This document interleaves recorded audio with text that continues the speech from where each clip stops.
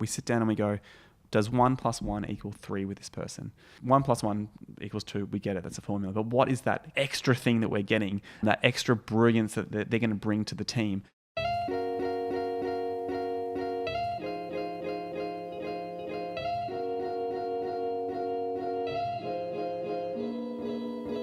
Welcome to episode 92 of the Startup Playbook podcast. I'm your host, Rohit Bhargava. My guest for this episode is Andrew Apostola, the co-founder and CEO of Portable, a digital innovation and design company that uses design and technology to help organizations transform the way in which they deliver services, particularly in the areas of justice, healthcare, education, and government. Prior to Portable, Andrew was based in New York, where he co-founded a number of technology startups, including co-founding Portable Shops, an e-commerce platform for fashion designers and retailers which was acquired by Big Commerce, and Svbscription, a luxury shopping service connecting customers to personal shoppers across fashion, lifestyle, and accessories.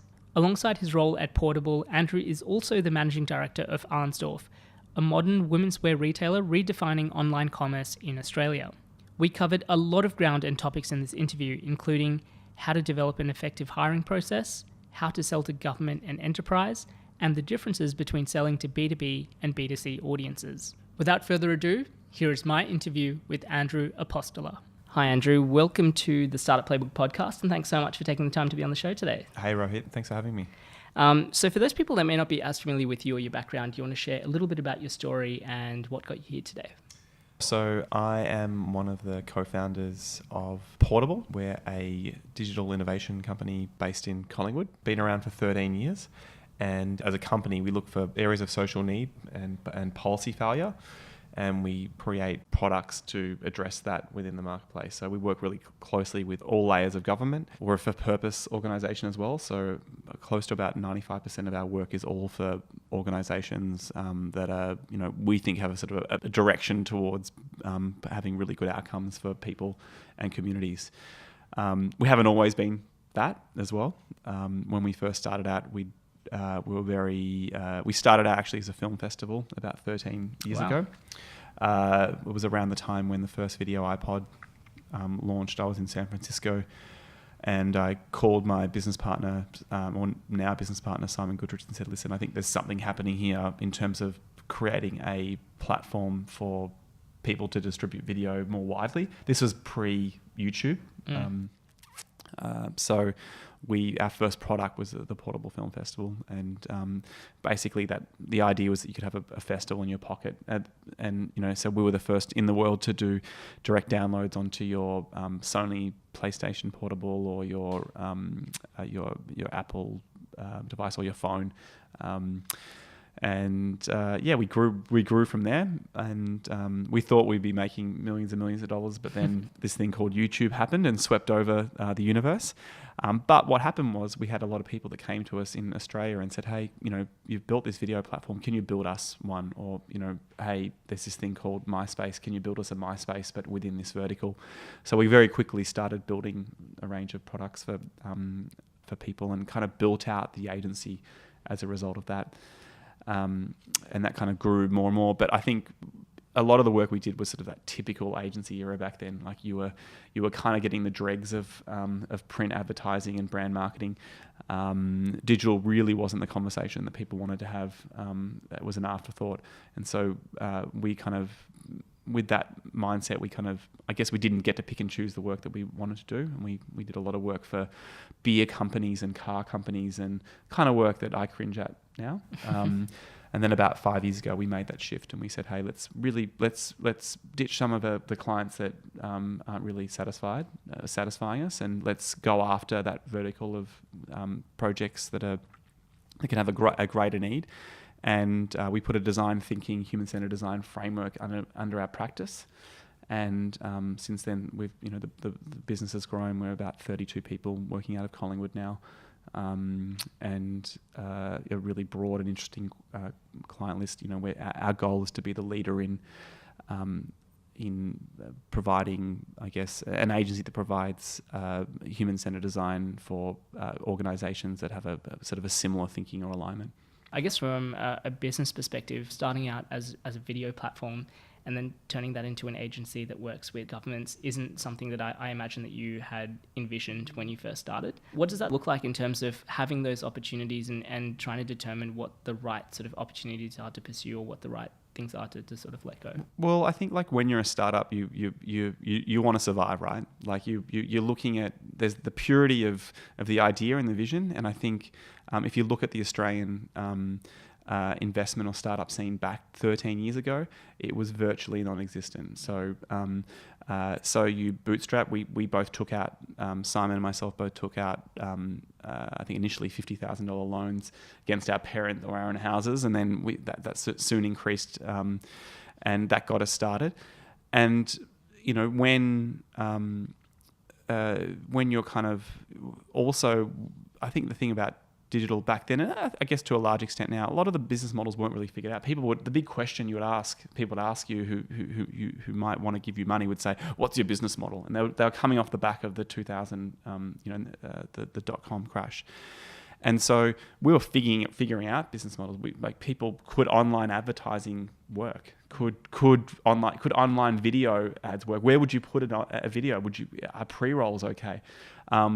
So through that sort of figuring out, we were also trying to figure out that brand relationship. Like, okay, we have a brand that has money, and can they pay us money to do something? What do they want done?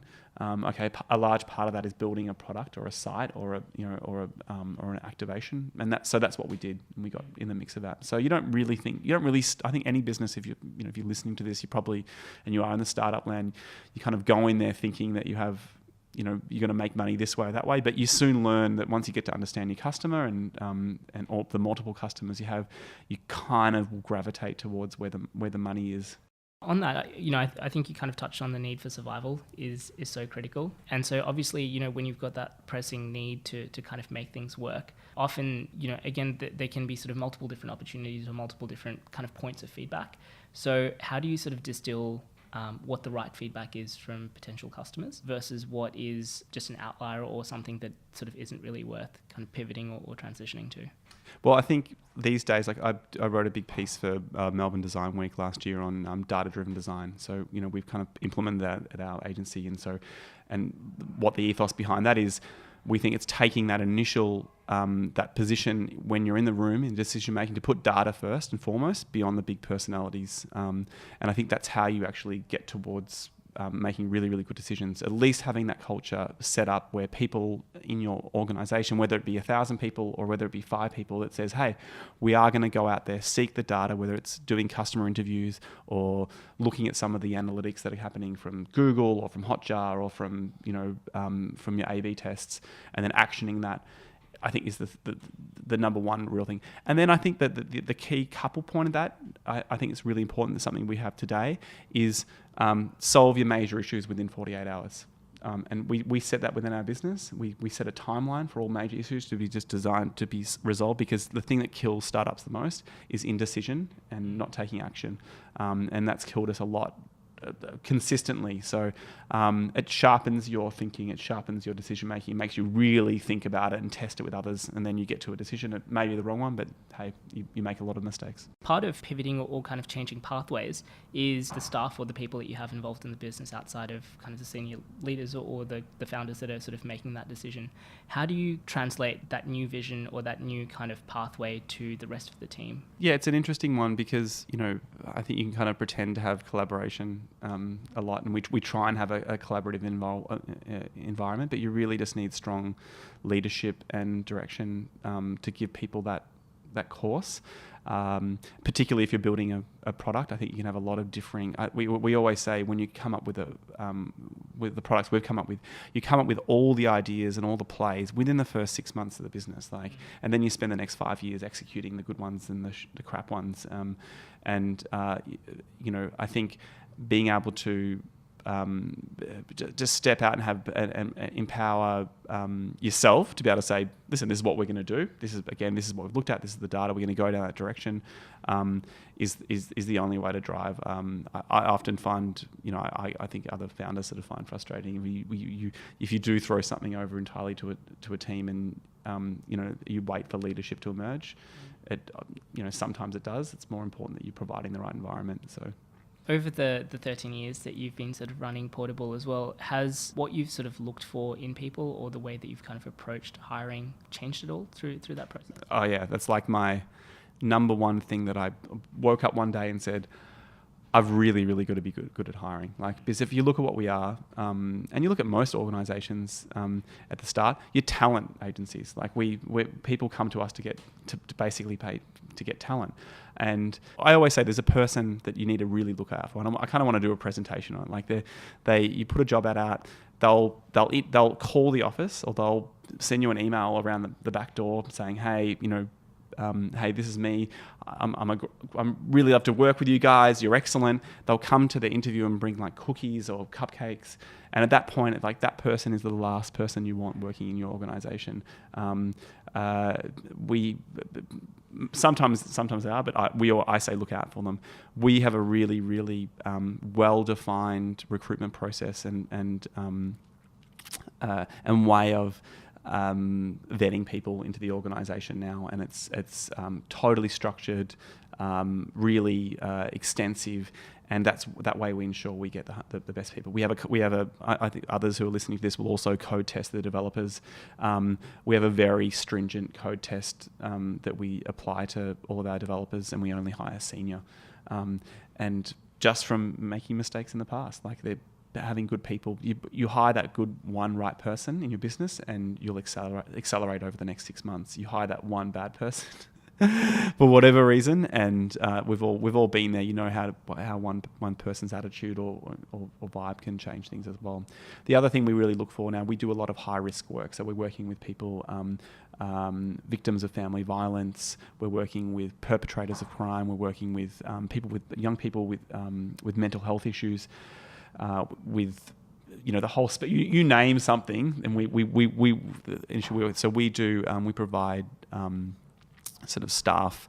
We've got a service that we use now where we provide like mental health assessments and checks to make sure people are supported through their work, which is really important. We don't want people falling off from it. You might have an interaction with someone when you first get started on a project, and that flares up in 18 months' time and creates a personal crisis for the individual. So we're really careful of that, sort of taking care of people too. Do you mind sharing what some of the processes are that you use to find the right people? Because I know personally it's something that I've kind of struggled with for a really long time is just getting the kind of recruitment process right. And speaking to a lot of founders, I just find that this tends to be a really big issue for people is either not having a strong enough understanding of what it is specifically that they're looking for, yep, or being able to sort of identify that through a hiring process. Well, I think the first step, and I'm just espousing knowledge that I picked up for myself when I went on that journey to try and figure out how to be a better recruiter. And the first thing is, if you're a founder of a startup, you can't outsource it. It's got to be you, and you've got to lead. You're the best person in the business to lead that. So I'm kind of getting towards the end of that process. We're about to hire a head of people, but I'm still the person at the front door that you talk to. So we have an ATS, an applicant tracking system that everything goes into. You can get there's free versions out there that you can use, but funnel everyone into that. Don't funnel them into into an Excel spreadsheet. And so we'll put them into that. People will apply. And then we will I'll do a quick assessment. Even coders as well. Like I'm not a coder. I'm quite technical, but I'm not a coder. But I can make, from my knowledge, very good assessments of applications and people, how they're writing or presenting themselves as to whether they'll be great or not, or a viable candidate. And we'll just run them through that workflow. From there, I'll have a 10-minute phone conversation with every single person that I think is viable, just to kind of get a sense of what they are, let them know about us, and if that happens, then I move them on to another person in the organisation. I say I act as the kind of as your chaperone throughout the business. I'm the person that will check in with you at the start and check in with you at the end, and then go from there. But testing's a really, really big providing like tests and taking your time, I think, are kind of the key things. You can't, and that eliminates the need to, eliminates that issue that you get of when you need to hire quickly. We have a really big pool. We're constantly hiring. We're constantly speaking to candidates and getting a sense of where they're at. And I say to people, listen, we may be talking to you now for a role right now, but we might be talking to you for a role in 18 months' time, which is often the case. So. Yeah, it's funny. I'm kind of going through that process at the moment, which is I've kind of have an indication of what I sort of want to hire for in 6 to 9 months, and I've already started kind of earmarking 1 or 2 people that I'm sort of talking through to as part of that process. And I think that's something that a lot of people overlook when they're sort of hiring, especially at the early stages, and they kind of put themselves kind of in that process where they have to make a decision very quickly. That's right. Which kind of leads to hiring the wrong person as well. And that's when that person with the cupcakes gets through the door, because you're desperate, you need someone, and that's the only person in your pool. And they may or may not be good at what they do. They might have been a disaster somewhere else. The transformation is when you've got 6 people that you know are great candidates that you can call up all of a sudden and say, hey, I'm hiring. Come in. They know you. They understand. They know what what's behind the business. That you've got a relationship with them. You know what they're looking for, and you bring them and put them in front of your team. And all of a sudden, you've got you know. The market has shifted. It's back to like the 80s when it wasn't full employment, or and you can pick and choose the best candidate in the mix, and that's where I think every person, every founder kind of wants to see themselves at. And hiring technical people is a really kind of a different skill set as well, and really I think takes a lot of nuance and understanding. But just because if you're not technical doesn't mean that you can't hire that person. I do I vet every single candidate, make kind of the final call on every technical person that enters into our business now. And you're not looking for the quality of the code. The code test will take care of that. You're looking at the other factors that make someone a okay developer or an exceptional developer. Yeah. What is it? So you mentioned that you do sort of 10-minute conversations with everyone. Yep. What is it specifically that you're looking for within those 10 minutes? Well, I'm getting a sense. We have a predefined checklist of things and attributes that we're checking off. So I'm just checking to get an understanding of whether those people have those attributes. So I might, if you're a developer, I might be asking you, what front-end technologies have you used? Do you know your way around AWS? Have you worked in what sort of QA environment have you worked in before? Like, how in-depth is it? How have you worked with designers and translated? What's a major project you've worked on? And so those little things, you can very, very quickly get a picture or a sense of where that person is in their cycle, and also asking about leadership as well. Have you led teams? Have you ever been not on the tools? They're really critical things towards finding someone who has that sort of really diverse mix of understanding. We also hire for diversity as well. We had put it at the start of the year a really big kind of emphasis on that. That's really transformed how we've shaped the business, and I really recommend people go through that process as well. We've hired some really, really great candidates by making a focus. One of the things that I really picked up on while you were kind of speaking about that was just having a really strong understanding of what it is specifically that you're looking for. So even things like attributes, or just the way that you work, or kind of the integrations that you have, and those types of arrangements. I think where I've often struggled with this in the past is not having a clearer indication of what it is specifically that we were looking for in the person or in the role, and just being kind of drawn into, this person seems really interesting and they can do a range of different things. It'd be great to have them as part of the team, versus fitting what we sort of actually needed. Well, it's hard when you're smaller as well. Like you are trying to find that person. Our other policy is we always look for we sit down and we go, does 1 + 1 = 3 with this person? And what that means is 1 + 1 = 2. We get it. That's a formula. But what is that? What is that extra thing that we're getting? That extra brilliance that they're going to bring to the team. And you need that kind of. You want that kind of more when you're just starting. Yeah. But in truth, sometimes you just need people that can just do the job and do one job really, really well. I don't know everyone who's listening what startup you're working on, but it's getting that one reliable person is kind of can be a cornerstone of your business. Absolutely. And one of the other things that you kind of touched on was relationships. And so I wanted to sort of kind of tie this into, obviously with Portable, you work a lot with sort of government agencies, which I haven't had to deal too much with them, but I've heard that they're sort of notoriously difficult to sort of start engaging with or working with in general. It's kind of like an enterprise sale just with multiple different processes.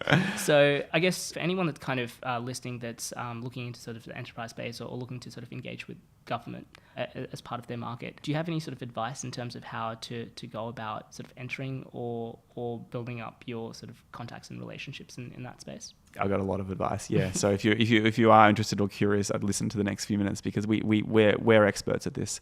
We wrote a report about 2 years ago called Hacking the Bureaucracy, which is a guide for people working within government or large organisations and how they can make change happen. Because even though government may appear and a lot of people in the private sector beat up government as an organisation, they're so identical and similar to large. They're just a large organisation with a different kind of stakeholder at the top. So we love government. We like the cycle of government. We know that we like the moat of government. It's really hard to get in, but once you're in, you're in.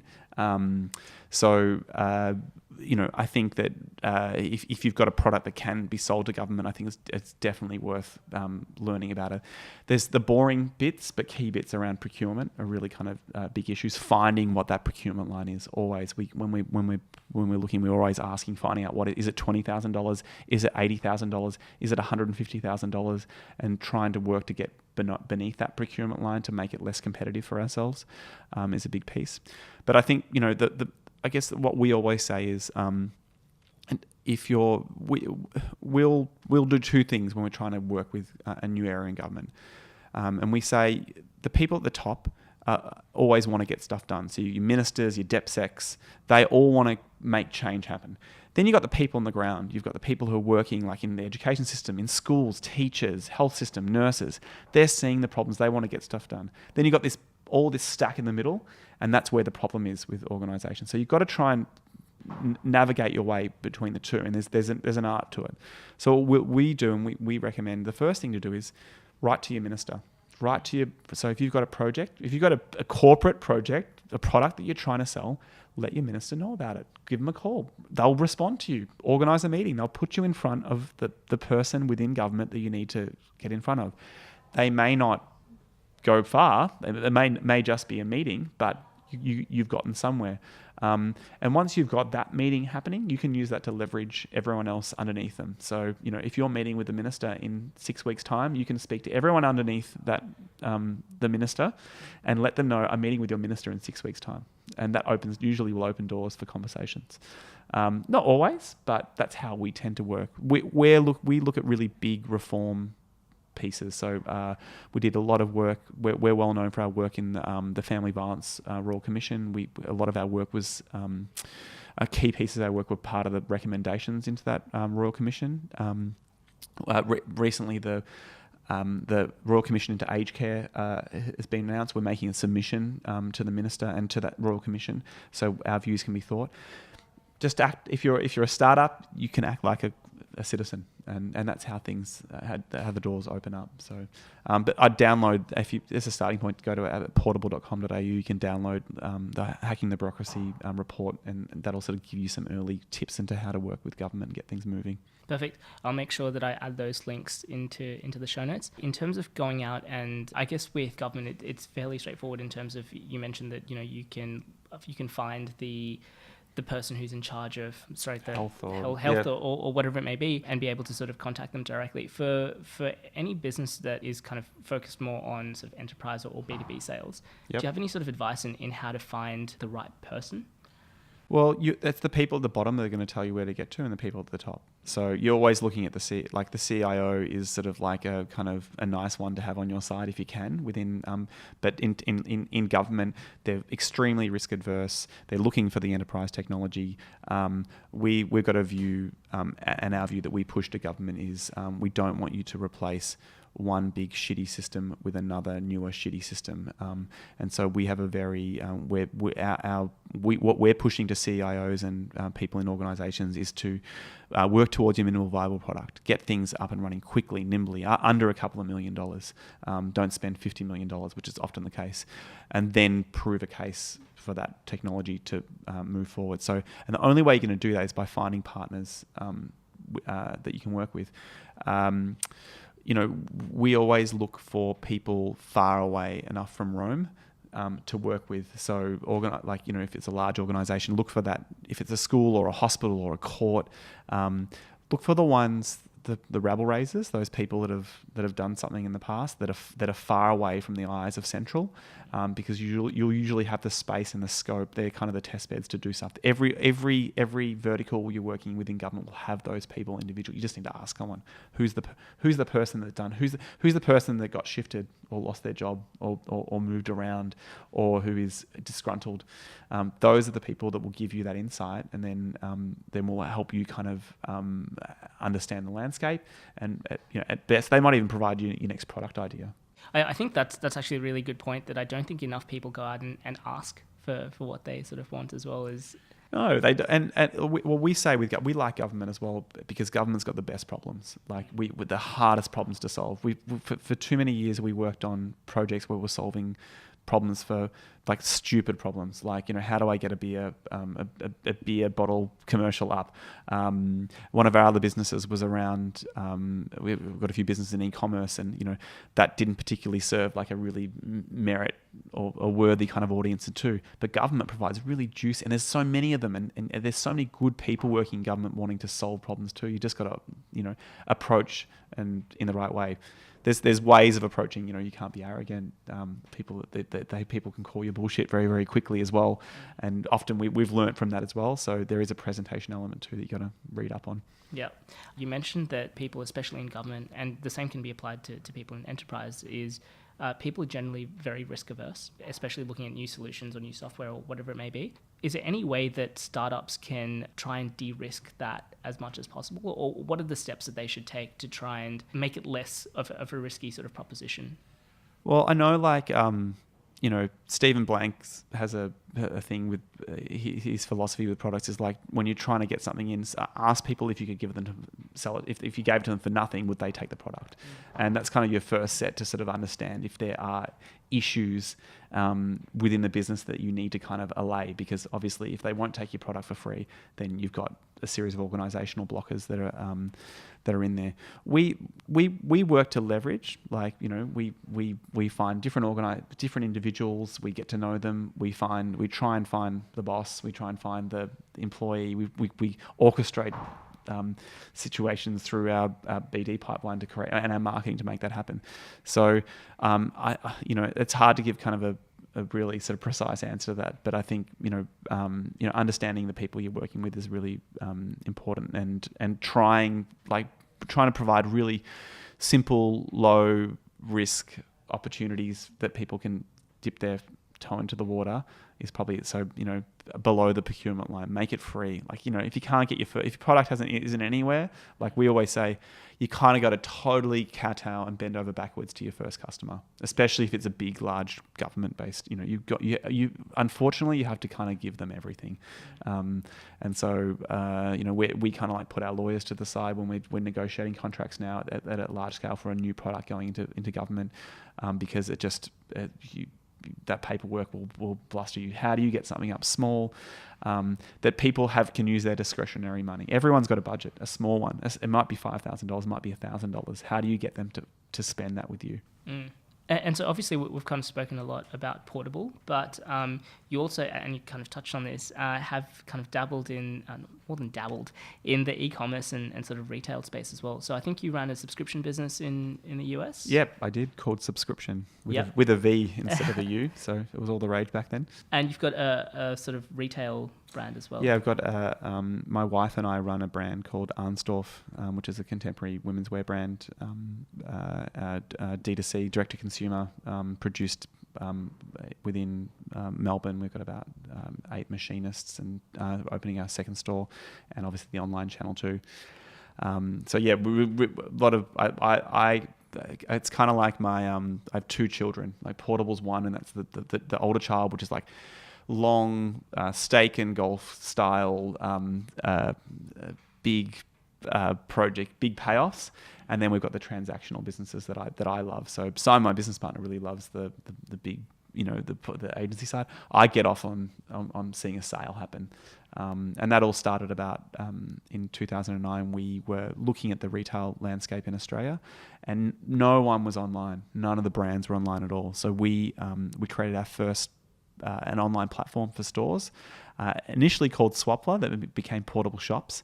And essentially it was a Shopify for e-commerce for fashion brands. So it had a series of really, really greatly designed templates specific for fashion designers. And we ended up getting around 500 or 600 Australian brands on board onto the platform in the day. I moved to the States in 2010 to grow that business. And Portable kept running behind that. I ran the agency side of Portable in New York too. And then after that, we grew a whole bunch of other took on American brands as well, and then we sold it to Big Commerce in I think 2011. So it wasn't a massive exit. It wasn't an inglorious one. It was I think it was a really, really good learning experience as well. And we just couldn't believe people were really incredulous about shopping online. People were still asking questions about people need to be able to try stuff. Why would they do anything? Why would they take something home, and like it's just. So all that stuff has been solved now, which makes it really interesting. And then after that, in the year after, I started another business with a couple of guys, Mark Goldenfine, who's based in Australia, and two guys in the States who were worked with Hermes, called Svbscription. It was based on the premise that how can you get a whole? There's so much stuff in the world, so many. You got this tyranny of choice now. So we decided to curate this quarterly box of designer goods. The box was priced between one was at 300, one at like 600, we ran that out of New York, and it was a really great. It was kind of alongside all the other subscription businesses that were trying to chase after a smaller price point. We produced our own goods as well that we ran out of steam in 2014 and sold it off to one of our investors, and that's when I moved back to Australia. So but heaps and heaps of learnings around I think e-commerce, like we sort of say e-commerce isn't that really interesting because everything has been solved in e-commerce, but I think there's a long way to go. You see where Amazon's going with trying to reinvent retail in, your local store experience and hands-free shopping. I think that's really, really interesting. And I know Stripe and Square are making big inroads into allowing their SDKs to have people to really create interesting e-commerce workflows, which we just didn't have years ago. So I think it's a kind of cool space. Yeah, absolutely. And you kind of touched on that there's sort of two children that are sort of very, very different. And obviously, trying to sell to government and selling sort of direct to consumer, I assume that you face very different problems and challenges with both. But are there particular sort of learnings that you apply from one to the other, or how do you sort of discern or kind of shift views between the two? Well, I think the one key element, and the thing we've got really good at Portable through the years, I learned from the retail side, is just lead generation. Like, how do you generate leads that are viable and worthy to your business? And that's applicable to whether you're selling a product that takes 3 years to sell, or if it should take a minute. Whether it's a subscription business or whether it's a piece of tech that doesn't have a name yet. Like, you've got to be able to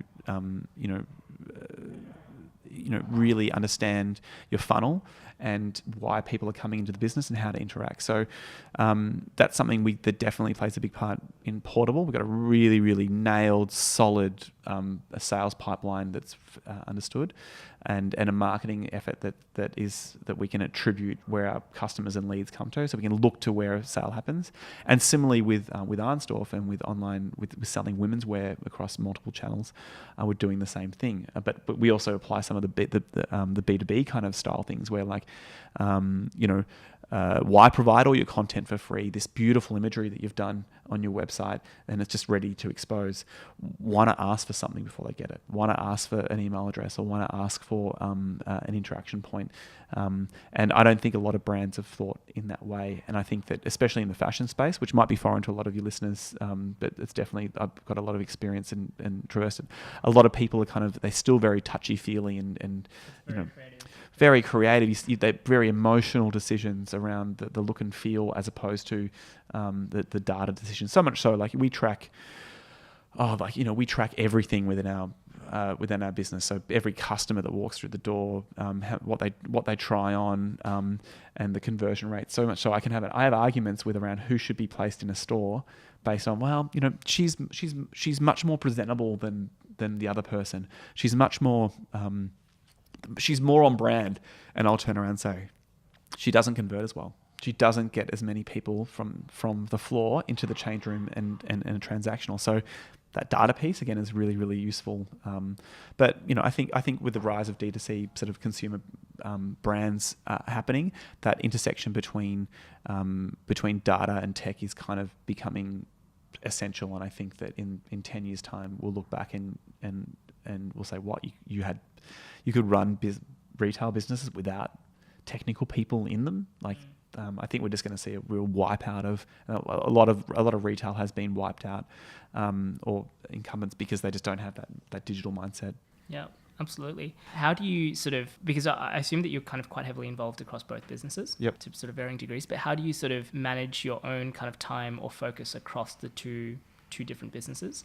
And how do you, as a result, sort of structure the teams within each of the businesses to kind of continue operating? Yeah, that's an interesting question. I wonder how many of your listeners actually face the same challenge.